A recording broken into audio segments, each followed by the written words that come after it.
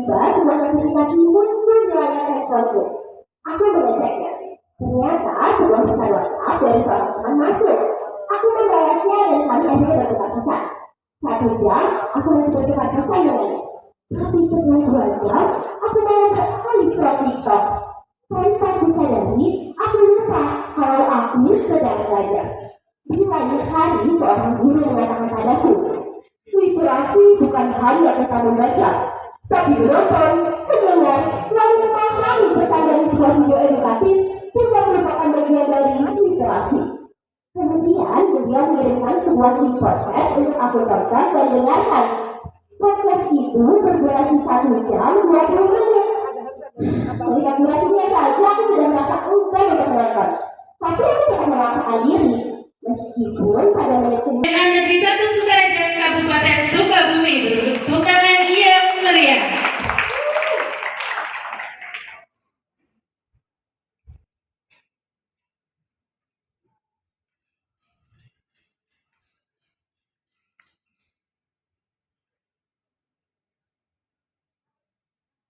Assalamualaikum warahmatullahi wabarakatuh. Halo teman-teman Gensi, apa kabarnya hari ini? Udah berapa lama nih main ponselnya? Kita berhenti dulu yuk. Sejenak kita mengenal tentang etika literasi digital. Apa sih etika literasi digital itu? Kita sepakat, sebagai Gensi, kita lahir di tengah cahaya layar. Bangun tidur, langsung cek notifikasi. Makan sambil buka media sosial. Belajar sih, tapi tangannya masih memegang ponsel.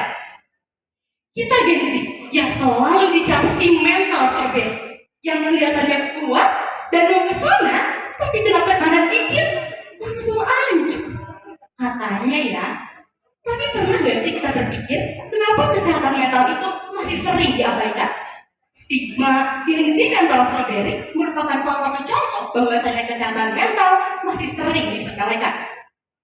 Kadang kita scroll untuk mencari hiburan, tapi malah dapat kecemasan, berita buruk, komentar jahat, stigma yang gak masuk akal. Kita terus scroll lagi sampai lupa buat berhenti. Kehidupan di dunia digital sama halnya dengan kehidupan bermasyarakat. Ada aturan dan norma yang wajib kita patuhi.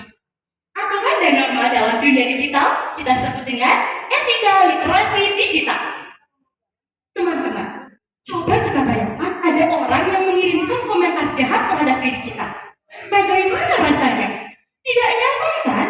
Ternyata di media sosial hal itu telah lumrah terjadi, bahkan dinormalisasi sebagai bentuk candaan. Serem banget kan?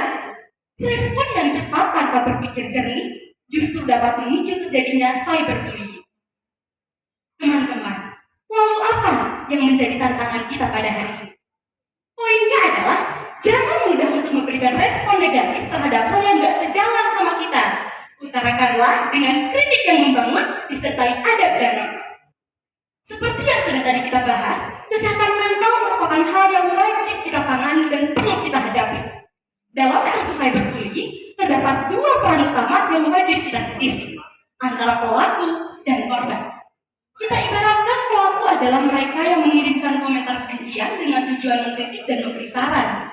Tapi karena pola yang tidak benar, kesalahpahaman justru dapat membuat korban menjadi depresi atau bahkan melakukan hal yang paling berbahaya, seperti menghilangkan nyawanya sendiri. Lalu, bagaimana sih cara mengkritik yang baik dan benar? Yuk mulai terapkan pola aksi. Apa itu aksi? A. Apresiasi. Apresiasi terlebih dahulu konten yang akan kita komentari dengan dukungan dan sapaan hangat agar orang lain merasa nyaman. K. Kritisi. Kritisilah apa yang gak sepaham sama kita dengan catatan dengan kritik yang membangun. S. Solusi. Berikanlah solusi dari sudut pandang kita, akan tetapi tanpa unsur diskriminasi. Dan yang paling penting adalah I. Inspirasi. Pastikan bahwasanya solusi dan kritik yang kamu berikan mampu menjadi inspirasi untuk orang lain sehingga dapat berkarya dengan jauh lebih baik. Selanjutnya, bagaimana korban perlu bersikap? Yaitu dengan mengaplikasikan mindfulness. Apa itu mindfulness? Mindfulness merupakan pola pikir yang memposisikan kesadaran dari luar diri kita ke dalam diri kita. Sesuai dengan buku yang telah saya baca karangan Dr. Jamie dengan judul Merawat Luka Batin. Mindfulness mengajarkan kita untuk menjadi pengamat pemikiran kita sendiri. Sehingga dengan digital mindfulness, kita dapat terdorong untuk lebih menyaring komentar yang negatif, untuk lebih sadar bagaimana merespon hal dengan baik, untuk lebih menyayangi diri sendiri, dan untuk menyayangi serta menghormati orang lain. Teman-teman, media sosial dan dunia digital merupakan dua hal yang wajib kita tangani dengan serius. Etika digital bukan hanya untuk dipajang saja. Kita udah melek dunia digital. Sudah saatnya kita mengaplikasikan etika digital di dunia digital. Jadilah generasi penerus bangsa yang sadar akan dunia digital, tapi juga mengaplikasikan etikanya. Yuk mulai terapkan 4 pola ini. Pikirkan sebelum utarakan. Pahami sebelum menghakimi. Istirahat sejenak bukan berarti lemah. Utarakanlah sesuatu hal dengan dukungan, bukan tekanan. Dunia digital bukanlah tempat untuk merusak mental.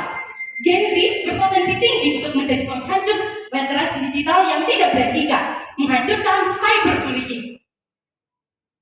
Teman-teman yang saya hormati, kita Gen Z siap melindungi kesehatan mental dengan etika digital. Terima kasih telah mendengarkan tuturan saya pada hari ini.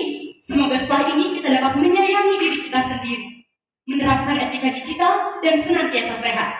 Saya Wafa Fadila dari SMA Negeri 1 Sukaraja, Kabupaten Sukabumi, mohon pamit undur diri. Akan tetapi, sebelum itu, marilah kita bersama-sama bertekad untuk stop cyberbullying, lindungi kesehatan mental, dan salam literasi digital.